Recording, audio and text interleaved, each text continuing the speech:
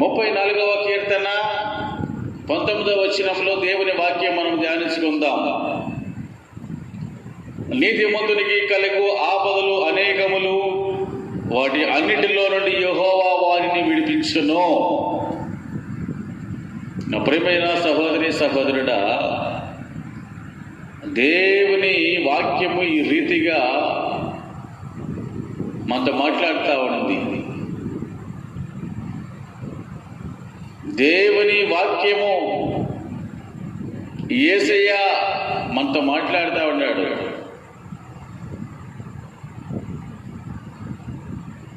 పరిశుద్ధ గ్రంథంలో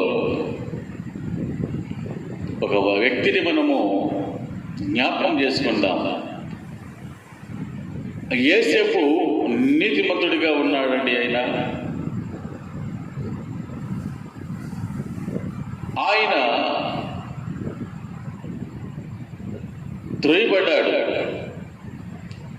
అమ్మబడ్డాడు, వేయబడ్డాడు చెరసాలలో. చూడండి, ఆయన ఏం తప్పు చేయలేదు, ఎవరిని మోసం చేయలేదు, దేవుని దృష్టికి నీతిమంతుడిగా ఉన్నాడు. అయినప్పటికీ కూడా కష్టాలు వచ్చినాయి. అయితే వాటి అన్నింటిలో ఎవరు విడిపిస్తున్నారు ఆయన్ని? జీవము కలిగిన దేవుడు. మరి ఈనాడు ఈరోజు నీవు దేవుని యందు నీతిమంతుడిగా ఉన్నావా? నీవు యథార్థంగా ఉంటున్నావా? నీతిమంతుడిగా జీవిస్తున్నావా? అయితే నీ కష్టాలు రావచ్చు, నీ శ్రమలు రావచ్చు, నిందలు రావచ్చు నీకు. అయితే నీవు మాత్రము నీతిని విడవక ఏం చేయాలంటే నీతిని విడిచిపెట్టక.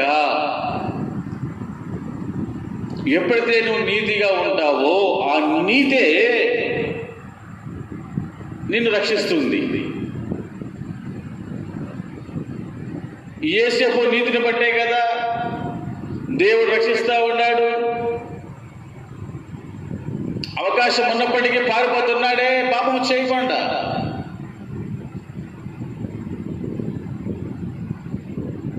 నిందలు రాలేదా ఆయనకి? వచ్చినాయి.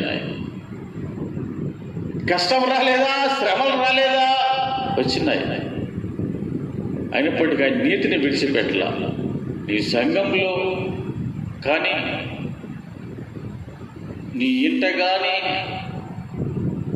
నువ్వు నీతిగా యథార్థంగా నువ్వు జీవించినట్లయితే, అయితే నీ శ్రమ కలిగిందని, నిందలు వస్తున్నాయని నీ కొడుకు ఎడము తొట్టులు కానీ నీతిగా నువ్వు జీవించు. తగిన కాలములో ప్రభు నిన్ను హెచ్చించబోతున్నాడు. ఆమేన్. దేవునికి స్తోత్రం.